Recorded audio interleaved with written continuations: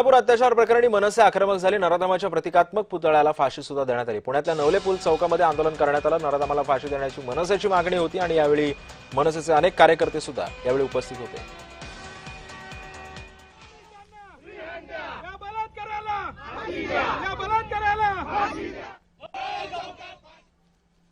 भारतात प्रत्येक 16 मिनिटाला एक बलात्कार होतोय आणि हे कुठे ना कुठे थांबलं पाहिजे। बलात्कार असेल किंवा मुलींची छेड काढणं असेल, हे कुठे ना कुठे थांबलं पाहिजे। अजून किती केसेसचा आपण असं वेट करणार आहे, किती विक्टिम्स आपण असंच वेट करणार आहे।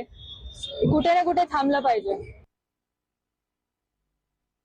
अल्पवयीन मुलींवरती अत्याचार करून खून केले जातात, याला संपूर्णपणे हे निष्क्रिय सरकार जबाबदार आहेत। सन्माननीय अमित साहेब ठाकरे यांनी काल या बाबतीत त्यांच्या वेदना सांगितल्या। पूर्ण महाराष्ट्र आज संतापलेला या सगळ्या घटनेवरती आणि न्याय व्यवस्थेवर आता विश्वास राहिलेला नाही, कारण न्याय व्यवस्थेची दिरंगाई पुढची तारीख पडायची आणि अजून एक अशी दुर्दैवी घटना घडलेली असते।